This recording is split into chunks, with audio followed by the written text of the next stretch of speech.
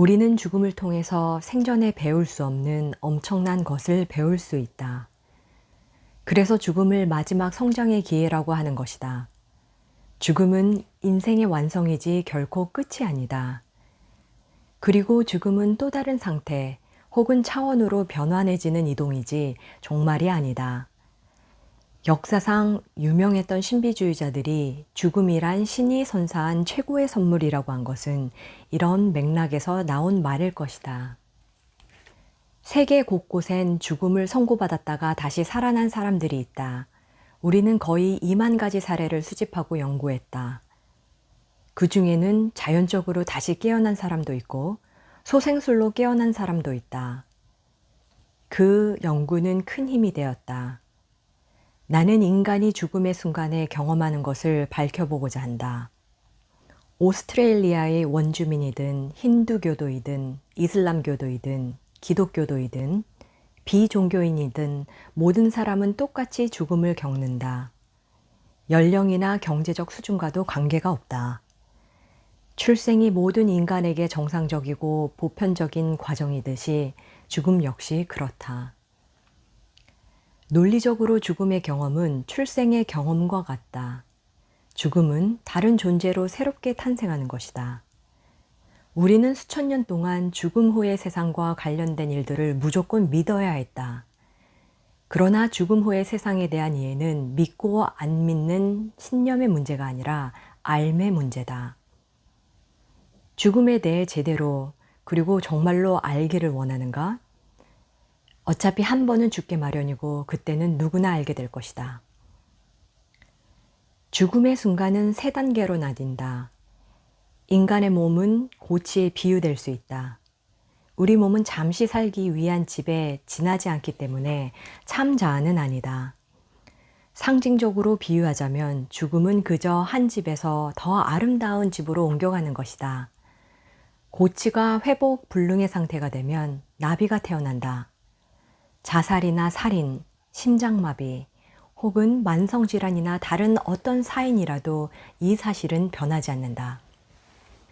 고치에서 나비로 변하는 첫 단계를 거치면 두 번째 단계로 접어든다.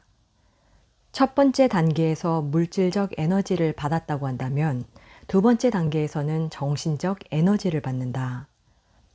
첫 단계에서 옆사람과 소통하려면 여전히 깨어있는 의식, 즉 뇌의 작용이 필요하다. 그러나 뇌를 포함한 육체가 손상되는 순간부터 더는 깨어있는 의식을 지니지 않는다. 영혼이 육체를 떠나자마자 몸에서 빠져나온 곳이 어디든 간에 우리는 죽음을 맞는 장소에서 일어난 모든 일을 지각할 수 있다. 이때 우리는 이승에서의 의식으로 그런 사건들을 받아들이는 것이 아니라 새로운 인식으로 받아들인다. 혈압이나 맥박이 뛰지 않고 호흡이 멈췄거나 뇌파가 측정되지 않는 동안에도 우리는 이 새로운 인식 속에서 모든 것을 받아들인다. 이때 우리는 우리가 사고를 당한 장소의 주변에 있는 사람들이 말하고 생각하고 행동하는 것들을 모두 정확하게 알게 된다. 예를 들어 고속도로에서 충돌한 차에서 당신을 구해내려고 어떤 기구가 사용되었거나 하는 것들을 나중에 깨어난 다음에도 상세하게 말할 수 있을 것이다. 심지어는 충돌한 차의 번호판이나 뺑소니 운전사의 얼굴까지도 정확하게 기억할 수 있다. 뇌파가 꺼진 사람이 자동차의 번호판을 읽을 수 있다는 것을 과학적으로 설명할 수 있을까? 세상에는 우리가 이해할 수 없는 수만 가지 일들이 있다는 것을 겸손하게 받아들여야 한다. 우리가 이해할 수 없는 것들을 단지 이해할 수 없다는 이유만으로 존재하지 않는다거나 실제하지 않는다고 말해선 안 된다. 개를 부르는 호루라기를 불면 사람들은 못 들어도 개들은 모두 듣는다. 인간의 귀는 높은 주파수를 감지할 수 없기 때문이다. 이것처럼 보통 사람은 육체를 빠져나간 영혼을 볼 수 없다. 반면에 몸에서 빠져나온 영혼은 이승에서 진동되는 것을 감지할 수 있으며 사건이 생긴 장소에서 일어나는 모든 일을 알 수 있다. 많은 사람이 수술하는 동안 육체 이탈을 체험하는데 이때 이들은 수술 중인 의사들을 지켜본다. 의료진과 간호사들은 모두 이 사실을 인정해야만 한다. 환자를 수술하는 동안 의사와 간호사들은 의식이 없는 환자가 들어도 좋을 이야기만 해야 한다. 의식 불명인 사람이라도 모든 말을 들을 수 있다. 그들 앞에서 아무 말이나 마구 해대는 것은 무례한 일이다. 깊은 혼수 상태에 빠져 죽어가는 어머니나 아버지의 머리맡에 다가갈 때 우리는 이분들이 우리가 말하는 것을 모두 들을 수 있다는 사실을 알고 있어야 한다. 잘못했습니다. 사랑합니다. 혹은 평소에 마음 깊이 말하고 싶었던 어떤 말이라도 할 수 있다. 결코 늦는 것이 아니다. 심지어 죽은 사람에게 이런 말을 하더라도 늦은 게 아니다. 왜냐하면 그들은 그때에도 당신의 말을 들을 수 있기 때문이다. 10년이나 20년 동안 마음에 담아두었던 풀지 못한 응어리를 풀 수도 있다. 이렇게 해서 우리는 죄의식에서 조금이나마 벗어날 수 있다. 이 두 번째 단계에서 죽은 사람은 자신이 온전해졌다는 것을 알게 된다. 시각장애인이었던 사람은 다시 볼 수 있게 된다. 듣거나 말할 수 없었던 사람은 다시 듣고 말할 수 있게 된다. 우리는 이 두 번째 단계에서 아무도 고독하게 죽지 않는다는 것을 알게 될 것이다. 육체를 떠나면 시간이 없는 곳에 존재하게 된다. 그곳에는 시간이 존재하지 않는다. 마찬가지로 이 상태에서는 누구도 일상의 감각 차원에서 갖는 공간 감각이나 거리 감각을 느끼지 않는다. 그런 것들은 인간 세상에서만 통용하는 현상이기 때문이다. 예를 들어 한 젊은 미국인이 아시아에서 죽게 되어 워싱턴에 있는 그의 어머니를 생각한다면 그는 순식간에 생각의 힘만으로 수천 마일을 건너뛰어 그리운 어머니와 함께 있게 된다. 이 두 번째 단계에서는 거리 개념이 없다. 많은 사람이 이 현상을 경험하는데 멀리 떨어져 살던 어떤 사람이 어느 날 갑자기 자신의 눈앞에 나타났다고 보고하는 사례가 있는데 이것이 바로 그런 경우이다. 하루쯤 지나면 수백, 수천 마일 떨어져 사는 어제의 그 사람이 죽었다는 것을 알려주는 전화가 울리거나 정보가 배달된다. 이런 것을 경험하는 사람들은 천성적으로 매우 직감적인 사람이다. 보통 사람들은 이런 류의 영혼의 상태로 방문하는 방문객을 알아차리지 못하기 때문이다. 육체에서 벗어난 사람은 자신이 좋아하는 누구라도 방문할 수 있기에 고독하게 죽지 않는다. 게다가 당신보다 먼저 돌아가셨지만 당신을 무척 사랑하고 아껴주었던 분들이 당신을 기다리고 있다. 이 차원에서는 시간이 존재하지 않기 때문에 20살 때 아이를 잃은 사람이 99살에 죽더라도 그의 아이를 어른아이 때의 그 모습 그대로 만날 수 있다.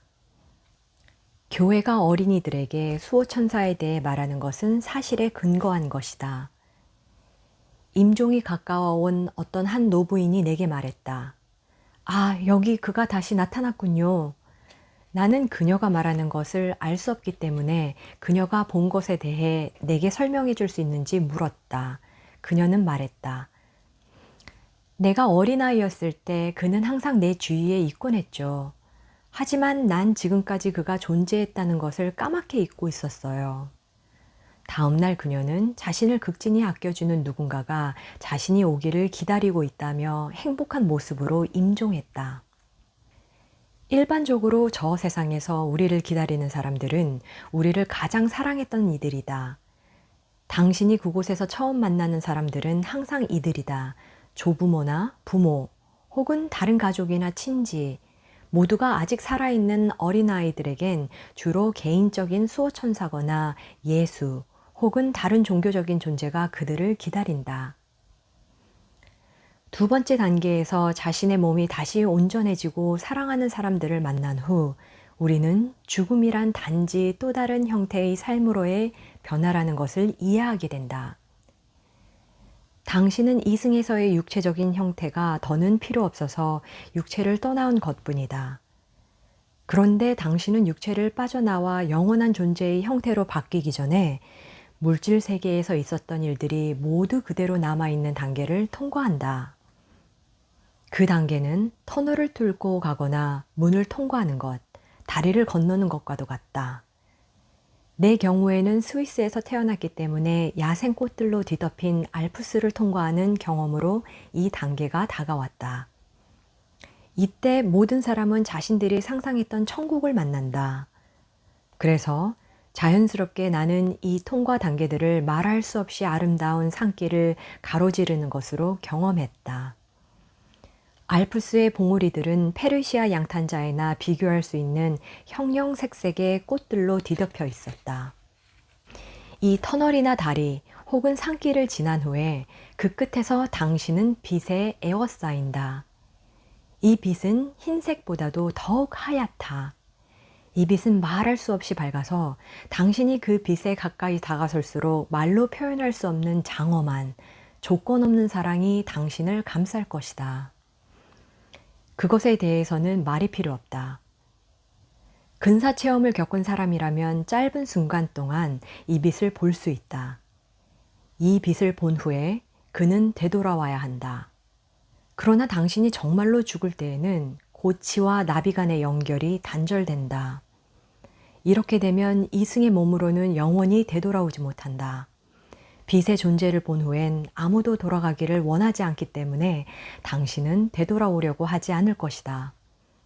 이 빛 속에서 당신은 당신이 살아가는 동안에 어떤 사람이 될 수 있었는가를 생각할 것이다. 여기에서 당신은 이 빛으로부터 당신을 심판하지 않고 이해하는 조건 없는 사랑을 경험한다. 많은 이들이 예수, 하느님 혹은 사랑에 비유하고 있는 이 엄청난 빛의 출현을 통해 이승에서의 당신의 모든 삶이 어떤 시험을 통과하거나 특별한 교훈을 배우고자 거쳐야만 하는 학교에 지나지 않다는 것을 알게 될 것이다. 이 학교를 끝내고 수업을 마치자마자 당신은 졸업생이 되어 집으로 돌아가는 것이다. 어떤 사람은 이렇게 물을지도 모른다. 그렇다면 왜 귀여운 어린아이들이 죽어야만 합니까? 그 대답은 간단하다. 그 아이들은 사람이면 누구나 배워야 할 것을 아주 짧은 기간에 배운 것뿐이다. 모든 사람들은 자기가 왔던 곳으로 되돌아가기 전에 배워야 할 한 가지가 있는데 그것은 조건 없는 사랑이다. 이것을 배우고 실행했다면 당신은 모든 교과 과정을 친 것이다. 빛 속에서 하느님이나 그리스도 혹은 당신이 그것을 무엇이라고 부르든 간에 그것의 출현 앞에서 당신은 태어난 첫날부터 마지막 날까지의 삶 전체를 되돌아봐야 한다. 자신의 삶을 되돌아봄으로써 이제 당신은 세 번째 단계에 다다른다. 이 세 번째 단계에서는 첫 번째 단계와 두 번째 단계에 있던 의식이 없어진다. 그리고 이제 당신은 알을 소유하게 된다. 당신은 순식간에 이승에서 사는 동안에 순간순간의 모든 생각을 자세하게 알게 된다.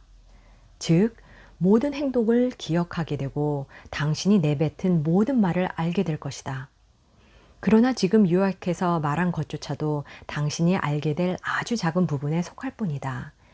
왜냐하면 이 단계에서 당신은 당신의 생각과 말, 행동이 어떤 결과를 생기게 했는가를 모두 알게 되기 때문이다. 하느님은 조건 없는 사랑이다. 이승에서의 삶을 되돌아보는 동안 당신은 자신의 운명에 대해 하느님을 탓하는 것이 아니라 성숙할 많은 기회를 무시해버린 당신 자신을 성찰할 수 있기에 최악의 적은 바로 당신 자신이었음을 알 수 있다. 이제 당신은 오래전 불이나 집이 다 타버렸던 일, 아이가 죽었던 일, 남편이 상처를 입혔던 일, 심장병으로 고통받았던 일 등과 같은 치명적인 사건들이 인간이면 반드시 배워야 할 이해와 사랑 속에서 우리 자신의 성숙을 위해 존재했던 많은 가능성 중에 몇몇이었다는 것을 알게 된다.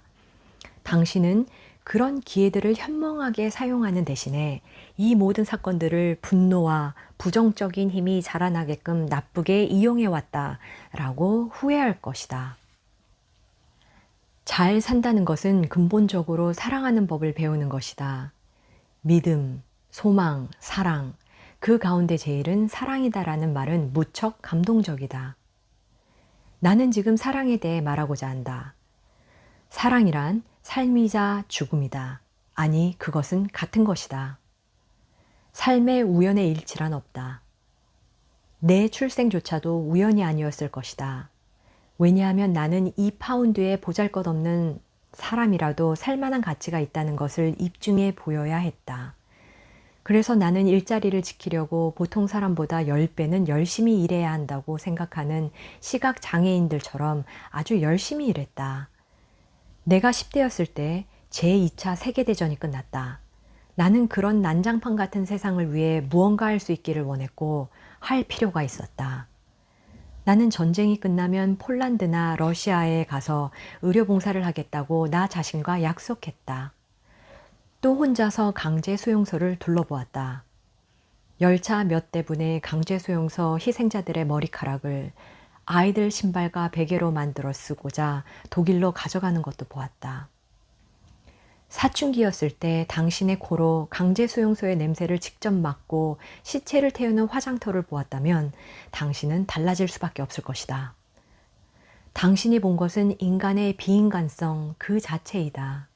또한 자신이 나치와 같은 괴물이 될 수도 있음을 알게 될 것이다. 당신에게도 그러한 부분이 있음을 알아야 한다. 그러나 우리 모두에게는 인도에서 죽어가는 거린들을 돌보는 성녀 테레사가 될 능력도 있다. 그녀는 내가 성인으로 생각하는 사람들 가운데 한 분이다. 이 인도의 여인은 굶어 죽어가는 어린이나 병들어 죽어가는 사람들을 보살핀다. 비록 이들이 그녀의 팔 안에서 죽더라도 그녀가 이들을 5분 동안만이라도 사랑할 수 있다면 이 때문에 그들의 삶은 아름다웠노라고 테레사 수녀는 믿는다. 당신이 그녀를 볼 기회가 있다면 그녀가 매우 사랑스러운 인간임을 알게 될 것이다. 내가 당신에게 말하고자 하는 것은 지식은 도움이 되지만 지식 자체만으로는 누구도 도울 수 없다는 것이다. 당신이 머리나 가슴, 영혼을 쓰지 않는다면 어떤 사람도 도울 수 없다. 당신이 죽어가는 환자들과 함께할 수 있다면 그들은 당신에게 죽어가는 단계들에 대해 가르쳐 줄 것이다. 그들은 죽어가는 과정 속에서 어떻게 부정과 분노의 과정을 거쳐 왜 나에게만 이런 죽음의 고통이 있어야 합니까? 라고 묻는지, 또 어떻게 하느님에 대해 의문을 가지며 심지어 한동안 하느님을 거부하게 되는가에 대해 가르쳐 준다. 그들은 하느님과 흥정하면서 엄청난 좌절감을 맛본다. 그러나 보살펴주는 사람이 있다면 그들은 죽음을 수용하는 단계에 이를 수 있다. 이런 단계들은 단지 죽어가는 과정에서 나타나는 전형적인 것이 아니고 사실은 죽음과는 아무런 관계가 없는 것이다. 단지 더 적당한 말이 없어서 우리는 그것을 죽음의 단계라고 부를 뿐이다. 당신이 남자친구나 여자친구 혹은 직장을 잃었을 때, 또 50년 동안 살아왔던 집을 떠날 수밖에 없어 양로원으로 가야 할 때, 사랑하던 앵무새를 잃어버렸을 때, 지독하게 시력이 나쁜 어린이가 콘택트 렌즈를 잃어버렸을 때, 사람들은 모두 똑같은 죽음의 단계들을 경험한다. 이것이 고통의 진정한 의미이다. 인생에서 겪게 되는 모든 역경과 시련, 모든 고뇌와 악몽, 그리고 모든 손실에 대해 우리는 그것을 재앙으로 보거나 하느님이 내리는 벌로 보는 등 부정적인 것으로만 본다. 당신에게 일어나는 어떤 것도 부정적인 것이 아니라는 것을 당신이 알아차릴 수만 있다면 나는 더 말할 것이 없다. 당신으로 하여금 내가 미리 알았더라면 결코 견뎌내지 못했을 거야 라고 말하게 하는 모든 고난과 고뇌, 큰 손실 같은 것들은 사실은 당신에게 주어진 선물이다. 그것은 마치 강철을 쳐서 부드럽게 하는 것과 같다. 모든 것이 당신을 성장시키기 위한 기회이다. 이것이 지구라는 행성에 사는 유일한 목적이다. 당신이 아름다운 꽃들이 있는 정원에 앉아 누군가가 은쟁반에 담아오는 호화로운 음식을 먹는 생활을 한다면 당신의 삶은 성숙할 수 없다. 당신이 병에 걸리고 고통 속에 빠지며 상실을 경험할 때 위험을 외면하는 것이 아니라 고통을 겪으면서 그것을 재앙이나 벌이 아니라 아주 특별한 목적을 위해 당신에게 내려진 선물로 받아들이게 된다면 당신은 성숙할 것이다. 삶에서 일어나는 일은 어떤 것이든 동전의 양면과 같다. 당신은 굉장히 아플 수도 있고 많은 고통을 겪을 수도 있으며 말을 나눌 상대가 없을 수도 있다. 당신이 젊었을 때 죽게 된다면 당신은 삶이 한창일 때 당신을 데려가는 것을 불공평하다고, 사실은 아직 살려고 시작도 하지 않았었다고 느낄 것이다. 그러나 동전의 다른 쪽을 보라. 수년 동안 죽어가는 환자들과 같이 지내고 그들에게서 삶이 무엇인가를 배우며 너무 늦은 것 같은 삶의 마지막 순간에도 그들이 무엇을 뉘우치는가를 알게 되면서 나는 죽음을 깨닫기 시작했다. 육체 이탈 체험을 했던 환자들은 누구도 다시 죽는 것을 두려워하지 않는다. 우리가 수집한 모든 사례들도 마찬가지였다. 환자들은 그때 평화로움과 차분함을 느꼈고 주체적으로 지각할 수 있는 지식을 갖게 되었을 뿐만 아니라 전체성의 느낌을 얻었다고 말했다. 이것은 차에 치여 다리가 잘려나간 사람이 고속도로 위에서 절단된 다리를 보는 것과 같은 경우이다. 그러나 그가 육체에서 빠져나오면 그에게는 두 다리가 다시 생긴다. 어떤 여성 환자는 실험실 폭발로 시각장애인이 되었는데 그녀가 육체를 빠져나온 순간부터 다시 볼 수 있었기 때문에 전체 사건을 묘사할 수 있었으며 실험실로 달려 들어오던 사람들에 대해서도 기술할 수 있었다. 그녀가 육체로 되돌아오게 되었을 때 그녀는 다시 완전한 시각장애인이 되었다. 이것은 많은 환자가 그들을 인위적으로 되살리려 했던 의료진의 시도에 왜 붕괴하는지를 알 수 있게 해준다. 그들은 훨씬 아름답고 더 완벽한 곳에 있었기에 상처난 자신의 몸으로 되돌아오려고 하지 않는다. 죽어가는 사람들의 가장 커다란 두려움은 혼자가 된다는 것, 외롭다는 것, 함께하는 사람이 사라진다는 것이다. 그러나 죽음으로 변화하는 그 순간은 절대, 결코 혼자가 아니다. 당신이 알아차리지 못하고 있지만 당신은 지금도 혼자가 아니다. 죽음으로 옮겨가는 변화의 순간에 당신의 보호자나 수호천사 혹은 당신이 사랑했지만 먼저 죽었던 사람들이 당신을 위해 거기에 있을 것이다. 우리는 의심의 그늘을 벗어버릴 수 있도록 이 사실을 입증했으며 나는 과학자로서 이것을 말하고 있다. 당신의 임종 순간에는 항상 당신을 도와줄 누군가가 있을 것이다. 대부분 그 누군가는 어머니나 아버지, 조부모 혹은 당신이 옛날에 잃었던 그 아이다.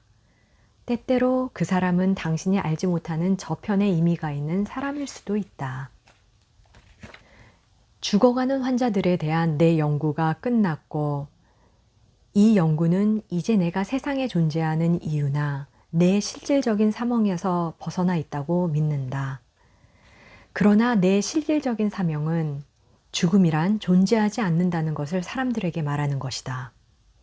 인류가 이것을 아는 것은 매우 중요한 일이다. 왜냐하면 우리는 매우 어려운 시기가 시작되는 시점에 서 있기 때문이다. 이 나라뿐만이 아니라 지구 전체가 우리 탐욕과 물질주의 때문에 또 생태학의 견지에서 볼 때 우리가 너무 이기적으로 자연을 훼손했으며 가공할 핵무기를 보유했기 때문에 또 모든 진정한 영성을 잃어버렸기 때문에 말할 수 없이 어려운 상황에 놓이게 된 것이다. 내가 과장해서 말하고 있기는 하지만 그렇게 많이 과장하는 것은 아니다. 새로운 시대로의 변화를 가져올 수 있게 해주는 유일한 것은 지구가 흔들리고 있다는, 아니 우리가 흔들리고 있다는, 혹은 우리가 흔들리게 될 것이라는 사실이다. 우리는 이미 그것의 시작을 보고 있다. 그러나 두려워해서는 안 된다. 마음의 문을 열고 두려움이 없는 매우 개방적인 상태를 유지하기만 한다면 우리는 훌륭한 통찰력과 예시를 얻을 수 있을 것이다. 이런 일은 우리 모두에게 일어날 수 있다. 정신적 스승을 찾거나 인도에 갈 필요도 없고 초월 명상 코스를 거칠 필요도 없다. 다만 내면에서 조용히 자아와 대면하는 것을 배우기만 하면 된다. 자신의 내부 자아와 대면하라. 두려워하지 않는 것을 배우라. 두려워하지 않을 수 있는 단 하나의 방법은 죽음이 존재하지 않는다는 것을 아는 것이고, 모든 삶에는 긍정적인 목적이 존재한다는 것을 아는 것이다. 당신이 가진 모든 부정적인 시각을 떨쳐버리고 삶을 대하기를 당신 자신 내부에 있는 자원과 역량을 시험하기 위한 도전으로 바라보기 시작하라. 우연한 일치란 없다. 하느님은 형벌을 내리는 비열한 하느님이 아니다. 변화, 즉 죽음을 겪은 후 우리는 지옥이나 천국으로 묘사됐던 그곳으로 간다. 죽었다가 깨어나 우리와 이야기를 나눈 친구들에게 들은 바로는 이런 변화를 거친 후에 모든 인간은 텔레비전 스크린과 매우 유사해 보이는 어떤 것 앞에 서게 된다. 여기에서 당신은 판결을 내리는 신에 의해 심판받는 것이 아니라 평생 해왔던 모든 행동과 말, 모든 생각들을 되돌아보게 됨으로써 당신이 당신 자신을 심판하는 기회를 만나게 되는 것이다. 당신이 살아온 방식에 따라 자신이 지옥을 만들거나 천국을 만드는 것이다. 우리는 미국뿐만 아니라 호주, 캐나다, 그 외 다른 나라에서도 근사체험에 관한 사례들을 수집했고, 가장 어리게는 2살 난 어린이로부터 많게는 97살 된 노인까지의 사례가 있다. 우리는 에스키모인, 하와이 원주민, 힌두교인, 불교인, 개신교인, 기독교인, 유대교인, 자신을 스스로 불가지론자나 무신론자라고 부르는 종교적 정체성이 없는 사람을 포함해 서로 다른 문화적, 종교적 배경을 가진 다양한 사람들로부터 자료를 수집했다. 우리는 수집한 자료들이 오염되지 않은, 그리고 종교적인 조건이나 다른 조건들과 관계없는 인간의 고유한 경험이라는 것을 확신하고 싶었다. 몇 년간에 걸쳐 자료 수집을 한 우리는 근사체험을 한 모든 사람들의 사례에서 일반적인 요소들을 발견했다. 그들은 사고, 살해 시도, 자살 시도, 혹은 느리게 진행되는 죽음을 겪은 후에 이런 경험을 했다. 죽음의 순간 우리는 일시적인 거주지였던 육체로부터 실제하는 영원 불멸의 자기 자신이 분리되는 것을 경험하게 된다. 우리는 이 불멸의 자아를 영혼 혹은 하나의 개체라 부르는데, 영혼이 몸을 떠날 때 당황함이나 공포, 불안은 전혀 없다. 이때 우리는 육체가 다시 온전해지는 경험을 하고 사고나 죽음이 일어났던 상황도 또한 완전히 알 수 있다. 비극적인 차 사고나 비행기 충돌 사고 후 혹은 발작 후 병실이나 자신의 침대 등 어디에서든 이것을 경험할 수 있다. 근사체험을 할 때 우리는 의료소생팀이나 사고난 차 안에서 절단되고 상처받은 우리 몸을 꺼내려고 구조활동을 하는 사람들을 잘 볼 수 있다. 그때 대부분 사례가 그렇듯이 의식과 기능을 하는 내가 더는 연결되어 있지 않더라도 이 광경을 몇 미터 떨어진 거리에서 다소 객관화된 의식의 상태로 바라볼 수 있다. 이 모든 것은 뇌가 활동한다는 신호가 측정되지 않을 때 일어나며 의사들이 생명의 어떠한 징후도 전혀 찾아볼 수 없다고 할 때에 자주 발생한다. 죽음의 현장을 관찰하면서 우리는 일어난 사건에 어떠한 부정적인 느낌도 없이 그곳에 있는 사람들의 대화, 행동, 복장, 생각 등을 알 수 있다. 우리가 이 순간에 경험하게 되는 두 번째 몸은 물리적인 몸이 아니라 에테르체라고 불리는 것이며, 우리는 나중에 이런 몸들을 만들어내는 물리적 에너지나 정신적, 영적 에너지의 차이점에 대해 이야기할 것이다. 잠깐만 존재하는 두 번째 몸인 에테르체에서 우리는 완전한 조화를 경험한다. 우리가 생전에 다리 절단 수술을 받았다면 이 에테르체의 상태에서 다시 다리를 갖게 되고, 생전에 듣지 못하거나 말하지 못하는 장애인이었다면 이때 다시 듣고 말하고 노래할 수 있게 된다. 휠체어에 앉아서 지내야만 했던 다경화증 환자도 이때 다시 노래하고 춤출 수 있게 된다. 성공적으로 소생한 환자들의 상당수가 나비가 고치로 우격다짐으로 틀어박히는 것처럼 몸으로 다시 들어오면 신체적 기능들이 원래대로 돌아오면서 다시 고통을 받아들여야 하고 그것에 따르는 장애들을 받아들여야 하기 때문에 그런 환자들이 소생되더라도 항상 고맙게 여기는 것은 아니다. 에테르체 상태에서는 고통이나 장애가 없기 때문이다. 에테르체라 부르는 육체를 닮은 완전한 몸에서 육체적인 온전함과 고통의 사라짐을 경험하는 것 외에도 근사 체험을 통해 우리는 누구도 홀로 죽을 수 없다는 것을 깨닫게 된다. 누구도 홀로 죽을 수 없는 데에는 세 가지 이유가 있다. 우주에 홀로 보내져 목표를 잃어버리고 자연사할 때까지 우주를 떠돌아야 하는 우주 비행사나 가장 가까운 마을이 수백 마일은 떨어져 있는 사막 한가운데서 죽은 사람일지라도 예외는 아니다. 나이가 많든 적든 간에 죽어가는 환자들의 주위에 존재하면서 보호해주고 도와주는 영적인 존재들이 있다는 것을 알게 되는 것은 육체 이탈 여행 동안이다. 어린이들은 종종 그 존재를 놀이친구라고 부르고 교회에서는 그 존재를 수호천사라고 부른다. 연구자 대부분은 그 존재를 그냥 안내자라고 부른다. 그들에게 어떤 호칭을 붙이든 그것은 중요한 것이 아니다. 모든 인간은 출생에서 육체적인 존재를 끝내는 변화의 순간까지 삶에서 죽음 이후의 삶으로 변화하는 것을 도와주는 안내자나 수호천사가 늘 함께한다는 것을 알아야 한다. 우리가 홀로 죽을 수 없는 또 다른 이유는 우리가 죽음에 앞서 물리적인 몸을 벗어던질 때 비록 그것이 일시적이라도 우리는 시간과 공간 개념이 없는 곳의 존재가 된다는 데에 있다. 이러한 형태의 존재가 되면 우리가 가고자 하는 곳은 어떤 곳이라도 생각의 속도로 갈 수 있다. 병원에서 백혈병으로 죽어가던 어린 수지는 몇 주일 동안이고 어머니의 보살핌을 받을 수 있었다. 죽어가는 어린이가 의식적이건 무의식적이건 나를 떠나서는 안 된다. 나는 너 없이 살 수 없단다. 라는 뜻을 전하는 엄마를 두고 영영 떠나기란 매우 힘든 일이다. 그래서 이런 환자들에게 우리가 기껏 할 수 있는 일이란 사랑하는 사람의 곁을 떠나 죽는 것은 어떤 의미에서 죄가 아니라는 의식을 그들에게 심어주는 것뿐이다. 그러나 점점 더 전체적인 삶에 공명해 가면서 수지는 죽음 이후에도 자신은 존재한다는 것과 삶은 계속된다는 것을 완전히 깨우쳤다. 의식이 정상 상태로 있던 고요한 밤에 수지는 자신의 몸에서 빠져나왔고 원하는 곳이면 어디든지 갈 수 있는 능력이 있다는 것도 알았다. 그런 수지는 엄마에게 집에 가라고까지 말할 수 있었다. 어린이들은 종종 엄마, 무척 피곤해 보여요. 집에 가서 샤워도 하고 좀 쉬세요. 저는 지금 정말로 괜찮아요. 라고 말한다. 그래서 어머니는 떠났고 그로부터 30분쯤 후 병원에 있는 간호사로부터 집으로 전화가 걸려왔다.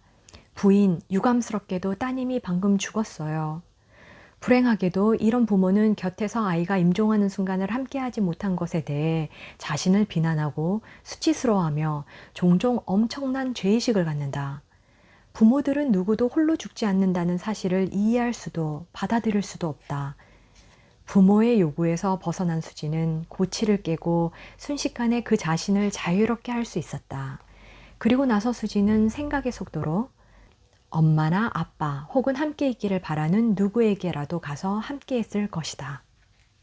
근사체험과 관련해 극적이고 잊을 수 없는 한 남자의 사례가 있다.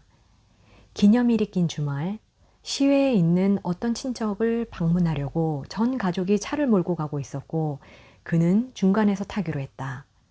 그런데 그를 데리러 가는 동안 장인과 장모, 부인과 8명의 아이들이 탄 승합차는 휘발유 운송차에 부딪혔다. 휘발유가 차에 쏟아지면서 불이 나 온 가족이 타 죽고 말았다. 사고 소식을 들은 뒤 이 남자는 몇 주일 동안 완전히 충격 상태에 빠져 마비된 채로 있었다. 그는 직장을 그만두었고 사람을 만나지 않았다. 그는 매일 반 갤런짜리 위스키를 마시고 고통을 잊으려 헤로인과 다른 약물들을 복용하는 완전 불황자가 되었다. 그는 잠시라도 직업을 가질 수 없었고 말 그대로 밑바닥 삶을 살고 있었다. 그는 당시 가족끼리 주말에 모이는 것을 얼마나 고대하고 있었는지, 어떻게 비극적인 사건이 일어나 온 가족이 승합차를 타고 그를 태우러 오던 중 모두 불에 타 죽었는지를 말했다. 그리고 아이들을 잃어버리고 가까운 친척 하나 없이 갑작스럽게 혼자 사는 것에 대한 믿을 수 없는 충격과 무감각에 대해 이야기하고 그것을 견뎌내기에 자신이 너무나 나약한 존재였다고 말했다. 가족을 위해 돈을 벌어오고 깔끔했던 중산층의 남편이자 아버지였던 자신이 어떻게 아침부터 밤까지 매일 술을 마시고 정체를 알 수 없는 약들을 복용하고 5만 가지 방법으로 자살을 시도하다가 실패한 패인이 되었는지를 말해주었다. 그의 마지막 회상은 건달로 빈둥거린 지 2년이 지났을 즈음 술을 마시고 만취하여 습 근처의 지저분한 길바닥에 누워 그의 표현대로 하면 그의 가족들과 다시 합치려고, 다시 말하면 죽으려고 필사적으로 노력하고 있는 장면이었다.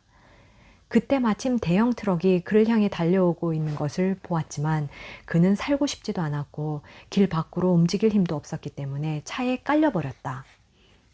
그 순간 그는 몇 피트 위에서 전체 사고 현장을 살펴보게 되었고 길거리에서 심하게 상처 입은 자기 자신을 발견했다. 바로 그때 그의 앞에는 말로 표현할 수 없는 사랑의 감정이 느껴지는 찬란한 빛 속에서 그의 가족이 나타났다. 가족들은 얼굴에 행복한 미소를 머금고 있었고 자신들의 나타남을 그에게 알렸다. 그러나 이때의 의사소통은 언어가 아니라 생각으로만 했는데 그들은 그 상태에서 느끼는 기쁨과 행복감을 그와 함께 나누었다. 이 사람은 우리에게 이 재결합이 얼마나 오랫동안 계속되었는지 이야기할 수 없었다. 그러나 그는 가족들의 건강함과 아름다움, 또 그들에게서 나오는 광채와 그들이 지닌 조건 없는 사랑에 너무나 놀랐다. 그는 그때 그 가족들이 있는 곳으로 갈 것이 아니라 자신의 육체로 다시 돌아와 경험한 것을 세상 사람들과 함께 나누리라는 서약을 했다. 그것은 2년 동안 자신의 육체적 삶을 내팽개쳤던 것에 대한 속죄의 한 형태였을 것이다. 이 서약을 한 후 그는 트럭 운전사가 엉망으로 상처 입은 그의 몸을 차 안으로 옮기는 것을 보았고 앰뷸런스가 사고 현장으로 급히 달려오는 것을 보았다. 그는 병원 응급실로 옮겨져 거기에서 마침내 그의 육체로 되돌아왔고 자신을 얽어매고 있던 붕대들을 툭툭 끊어버리고 응급실 밖으로 걸어 나왔다. 이제 그에게는 술과 약을 지나치게 남용한 데에서 오는 정신찬란이나 어떠한 후유증도 남아있지 않았다. 그의 몸은 완전히 치료되었으며 그는 자기 이야기를 기꺼이 들으려 하는 많은 사람들 앞에서 죽음 이후의 삶이 존재한다는 사실을 나눌 기회를 얻기 전에는 절대 죽지 않을 것이라고 다짐했다. 내가 산타바바라에 온다는 신문 기사를 읽은 후 그는 강연 장소로 전가를 보냈다. 이때 그는 청중들에게 이야기를 들려줄 수 있게 되어 가족이 함께 모였던 짧고 한 번뿐이었던 행복한 재결합의 순간에 그가 했던 약속을 지킬 수 있었다. 그 이후로 우리는 이 남자에게 무슨 일이 일어났는지 알지 못한다.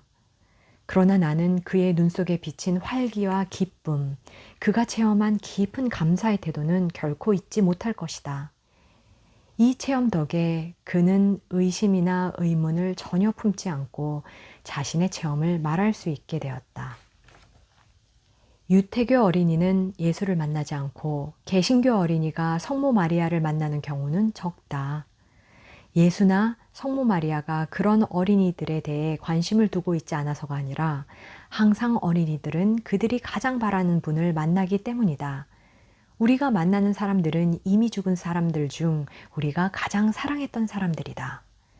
우리가 사랑했던 사람과 보호자 혹은 수호천사를 만난 후 우리는 종종 터널로 묘사되는 상징적 변화를 경험하게 된다. 사람들은 저마다 상징적으로 가장 들어맞는 것을 선택할 것이다. 나에게는 천국의 상징이 스위스에서 보냈던 유년 시절의 행복의 원천이었던 야생화와 산으로 나타났기 때문에 육체 이탈 체험을 했을 때 내 개인적인 경험은 그냥 야생화로 뒤덮인 산을 통과하는 것이었다. 이것은 문화적으로 결정된다. 개개인마다 적합한 형태의 보통 터널이라 부를 수 있는 시각적으로 매우 아름다운 변화를 거친 후 우리는 나 자신이 경험하기에는 자신도 믿을 수 없을 만큼 아름답고 잊히지 않는 인생의 변화 경험을 체험하면서 만났던 빛의 근원, 많은 환자가 묘사했던 빛의 근원으로 다가가게 된다. 이것은 우주의식이라 불린다. 서구 사람 대부분이 예수, 하느님, 사랑, 빛이라 부르는 이것의 출현을 경험하면서 절대적이고 조건 없는 사랑, 이해, 자비심에 둘러싸이게 된다. 이 빛은 순수한 영적 에너지의 근원으로 물리적 에너지나 정신적인 에너지가 아니다. 영적 에너지는 인간이 조종할 수도 없고 이용할 수도 없다. 이것은 부정적인 사고가 불가능한 존재 영역의 에너지이다. 우리가 비록 얼마나 나쁘게 살아가고 얼마나 죄의식을 느끼든 간에 빛과 함께 있을 때에는 부정적인 감정도 경험할 수 없다.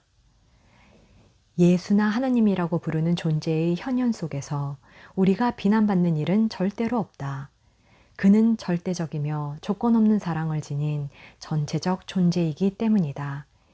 이 존재의 현현으로 우리는 자신의 잠재 가능성을 깨닫게 되고 이승에서 살면서 무엇이 될 수 있었는가, 또 어떻게 살 수 있었는가를 깨닫게 된다. 또한 우리는 이 빛의 현현 속에서 자비와 사랑과 이해심에 둘러싸여 마음이나 물리적인 뇌, 제한적인 육체 속에 묶여있지 않은 우리의 전 존재를 평가하고 되돌아볼 수 있게 된다. 우리는 모든 것을 알게 되고 모든 것을 이해하게 된다. 우리가 행한 모든 생각과 말, 행동을 평가하고 되돌아볼 수 있는 것은 이 빛의 현현 속에서이다. 동시에 우리가 어떻게 다른 사람들에게 영향을 끼쳐왔는지도 깨달을 것이다. 영적 에너지의 현현으로 우리에겐 물리적인 형태가 필요 없게 된다. 우리에게 맡긴 삶을 끝내고 하느님 혹은 근원과 합할 때 우리는 에테르로 만들어진 몸을 남겨두고 태어나기 이전의 형태로 돌아간다. 존재하는 순간부터 하나님에게 돌아가는 마지막 순간까지 우리는 항상 자신만의 정체성과 자신만의 고유한 에너지 패턴을 유지하고 있다. 지구라는 물리적인 행성에 사는 많은 사람 가운데 나와 똑같은 에너지 형태를 보이는 사람은 단 한 사람도 없을 뿐만 아니라 심지어 일란성 쌍둥이라 할지라도 그 패턴이 비슷한 사람도 없다. 조물주는 수십억 개의 에너지 패턴이 중복되지 않게 창조했다. 그 창조주의 위대함을 상상해보자. 이것이 인간 존재의 독특함이다. 이 기적은 땅에 내리는 수많은 눈송이에 비유할 수 있다. 어떤 눈송이도 똑같이 생긴 것이 없기 때문이다. 나는 환한 대낮에도 그런 수백 개의 에너지 패턴을 육안으로 볼 수 있는 큰 축복을 받았는데 그것들의 빛과 색깔과 형태나 모양은 서로 다른 각각의 눈송이들이 계속해서 휘날리며 너울거리는 것과 비슷했다. 이것이 우리가 죽은 후의 모습이다. 또한 이것은 우리가 태어나기 전에 우리가 존재했던 모습이다. 이러한 상태에서는 시간과 공간이 전혀 필요 없다. 그런 존재들의 에너지 패턴은 바로 여기 우리와 함께 있다. 우리가 그것을 볼 수 있는 눈을 가졌다면 우리는 홀로 있었던 적이 없었다는 것을 스스로 깨닫게 될 것이다. 우리를 이끌어주고 사랑하며 보호해주고 방향을 가리켜주며 주어진 운명의 궤도를 쫓아갈 수 있도록 도와주는 존재들이 늘 우리를 둘러싸고 있다. 아마도 고통스럽고 외로운 시간을 보낸 후 우리 자신은 내적으로 조화로울 뿐만 아니라 이러한 존재들의 출현을 볼 수 있게 될 것이다. 우리는 그 존재들에게 알아볼 수 있는 형태로 출현해달라고 요구할 수도 있다. 또 잠들기 전에 그들에게 질문하고 꿈속에서 대답해달라고 요구할 수도 있다. 잠든 상태나 꿈꾸는 상태에 내적 파정을 맞춰온 사람들은 이 상태에서 많은 질문에 대한 대답을 얻을 수 있다는 것을 알게 될 것이다. 우리 속에 있는 내적 실체나 영적 존재가 조화로울수록 우리는 자신의 모든 것을 아는 자, 즉 우리가 나비라고 부르는 영원 불멸의 존재로부터 보호와 도움을 받을 수 있다.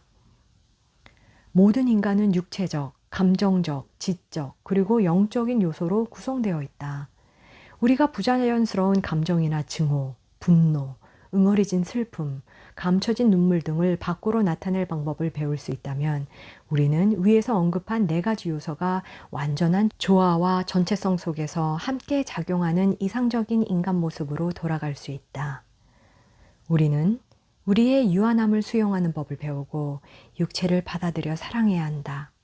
슬픔과 분노를 표현할 때, 혹은 경쟁심 때문에 다른 사람의 재능을 질투할 때, 불편함을 느끼지 않고 자연스러운 감정들을 표현할 수 있어야 한다. 그렇게 된다면 우리는 오직 두 가지의 본능적인 공포, 즉 떨어지는 것과 시끄러운 소음에 대한 공포를 느끼고 있다는 것을 이해할 수 있을 것이다. 다른 모든 두려움들은 자신들이 지닌 두려움을 우리에게 투사시켜 그것을 세대를 거듭해 전해왔던 어른에게서 받은 것이다. 무엇보다 가장 중요한 것은 조건 없이 사랑하고 사랑받는 법을 배우는 것이다. 대다수 사람은 계산의 밝은 사람으로 커왔다.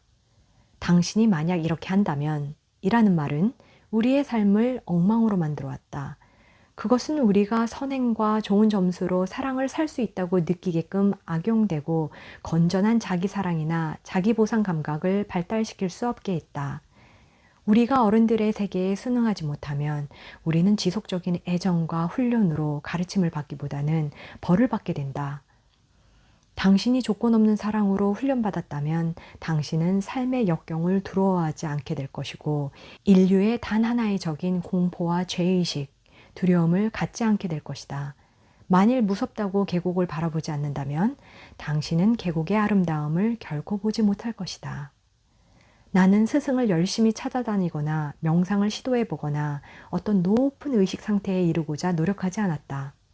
그러나 환자를 돌볼 때나 여러 가지 삶의 상황은 내 안에 있는 부정적인 힘들을 깨닫게 했다. 나는 그것을 밖으로 나타내려 했고, 그래서 결국 나는 육체적, 감정적, 영적, 지적 요소들이 조화를 이루는 경지에 이르렀다. 내게 주어진 과제를 해내고 가르쳐야 할 것을 실행하려고 노력함으로써 나는 더욱더 많은 신비적인 체험들을 경험하는 축복을 받았으며 나에 대한 모든 것을 알고 이해하는 직관적이고 영적인 자아에 다가설 수 있었다. 나는 또한 항상 우리를 둘러싸고 있으면서 우리에게 지혜를 주고 방향을 제시함으로써 영향을 미칠 뿐만 아니라 삶이 무엇인지, 특히 우리 자신의 개인적인 운명을 이해할 수 있게 돕고자 기다리는 자유로운 저 피안의 세계에서 온 영적 안내인과 만날 수 있었다. 그래서 우리는 한 번뿐인 이 생에서 자신의 임무를 수행할 수 있게 되고 이 생에서 얻을 수 없었던 교훈을 배우고자 되돌아오지 않아도 되는 것이다. 몇몇 회의적인 과학자들이 지켜보는 가운데 버지니아에 있는 실험실에서 내 육체 이탈 체험에 대해 의학적인 연구를 하던 중 나는 교훈 하나를 얻을 수 있었다.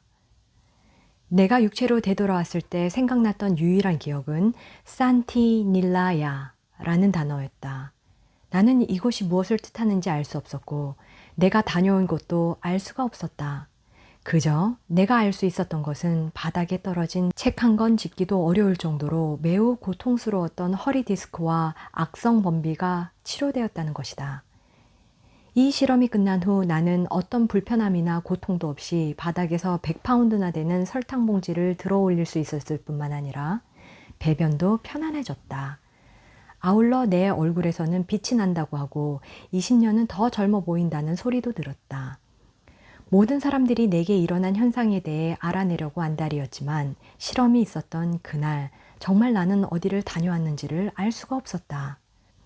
나는 하룻밤을 블리리치 산속에 있는 외로운 산장에서 홀로 보낸 적이 있었는데 그때 점차로 전율이 느껴지면서 내가 너무 멀리 다녀왔다는, 그리고 내 선택에 대한 결과를 이제 받아들여야 한다는 깨달음이 일어났다.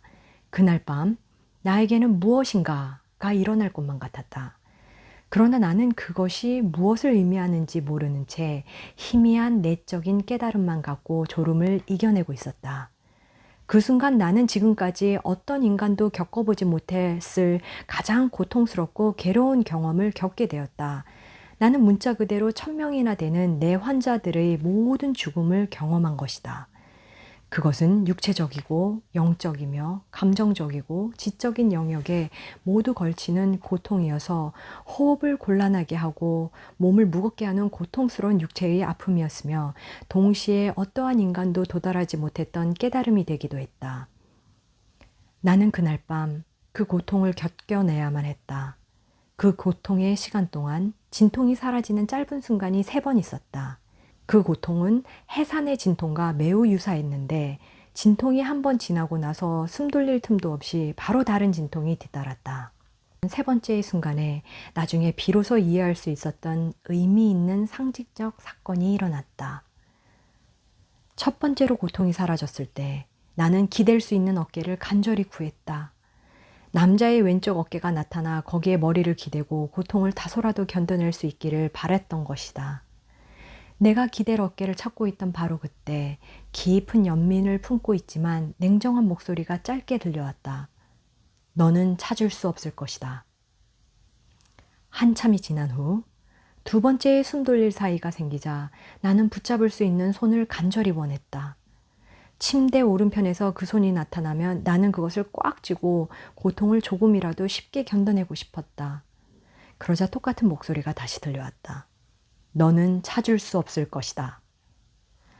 마지막에 3번째로 숨을 돌릴 수 있었을 때 손가락 끝이라도 요구하고 싶었다. 그러나 내 성격상 이렇게 말했다. 아니에요. 내가 손을 얻을 수 없다면 손가락 끝도 원하지 않겠어요. 손가락 끝이 갖는 의미는 내가 그런 손가락 끝조차 집착해서는 안 된다는 것을 확실히 아는 사람이 되어야 한다는 것이었다. 내 인생에서 처음으로 신앙의 문제가 생긴 것이다. 이 신앙은 나 혼자서도 고통을 견뎌내는 힘과 용기를 갖고 있다는 데에 내적인 깨달음과 깊은 관계가 있었다. 고통은 우리가 견딜 수 있을 만큼만 주어진다. 그것이 신앙이자 깨달음이다. 나는 싸우기를 그치는 것, 불복종을 멈추는 것, 다투는 사람이 되지 않는 것이 내가 해야 할 것이라는 것을 알게 되었다. 불복종에서 평화롭고 긍정적인 복종으로, 다시 말해 그저 간단하게 예라고 말할 수 있는 능력으로 옮겨가야 한다는 것을 깨닫게 된 것이다. 그렇게 깨닫자 고통은 사라졌고 숨쉬기도 쉬워졌다. 말로써가 아니라 생각으로 예라고 말을 하는 순간 육체적 아픔은 사라진 것이다. 나는 1000번의 죽음 대신에 말로는 표현할 수 없는 거듭나는 과정을 겪은 것이다. 그것은 먼저 배 부분부터 떨리기 시작해서 온몸의 빠른 떨림과 맥박으로 나타났다. 그리고 나서 그 떨림은 내가 볼 수 있는 모든 것, 즉 천장, 벽, 마루, 가구, 침대, 창문, 창문 밖의 나무와 지평선, 다시 말해 사실상 지구 전체로 퍼져나갔다. 마치 지구 전체가 매우 빠른 속도로 진동하고 있고 모든 분자가 진동하는 것 같았다. 동시에 연꽃 봉우리처럼 보이는 어떤 것이 나타나 믿을 수 없을 만큼 아름답고 화사한 꽃을 피웠다. 연꽃 뒤로는 환자들에게서 자주 듣곤 했던 빛이 나타났다. 깊고 빠른 진동 속에서 천천히 선회하면서 연꽃으로 들어가 빛에 가까이 다가감에 따라 나는 천천히 이 빛 속으로, 다시 말해 이 엄청난 조건 없는 사랑 속으로 빠져들어갔다. 나는 그 빛과 하나가 된 것이다. 이 빛의 근원으로 빠져들어가는 순간 모든 진동이 멈췄다. 그리고는 깊은 정적이 몰려왔다. 나는 옷을 입고 신을 신고 언덕을 내려가야 한다는 것을 잊어버리고 깊은 잠에 빠져들었다. 이것은 태양이 지평선 아래에서 올라오는 순간에 일어났던 일이다. 대략 1시간 반쯤이 지나고 나서 나는 깨어나 옷을 입고 신발을 신은 다음 언덕을 걸어 내려왔다. 나는 아마도 인간이 물질적인 차원에서 경험할 수 있는 가장 엄청난 황홀경을 경험했던 것이다. 나는 완전한 사랑 속에 있었고 내 주위의 모든 생명체들을 경외했다. 나뭇잎 하나하나, 구름 한 점, 풀 한 포기까지 모든 살아있는 창조물을 사랑할 수 있었다. 나는 조약돌 위로 걸어가면서 그 돌들의 마음을 전했다. 나는 너희를 밟을 수가 없어 라고. 언덕 밑으로 내려오기까지 나는 오솔길의 땅을 전혀 디디지 않았다는 것을 알았다. 그러나 이 체험을 의심할 수는 없었고 나는 살아있는 모든 것 속에 들어있는 우주적인 의식과 말로는 표현할 수 없는 사랑에 대해 깨달을 수 있었다. 내가 그릇을 씻고 세탁을 하고 가족을 위해 음식을 만드는 일상적인 육체적 존재로 돌아오는 데에는 며칠이 걸렸다. 게다가 내 체험을 이야기할 수 있도록 나를 초청해준 이해심 많고 고정관념이 없던 초개인 심리학회에서 그 경험을 나누기까지는 몇 달이 걸렸다.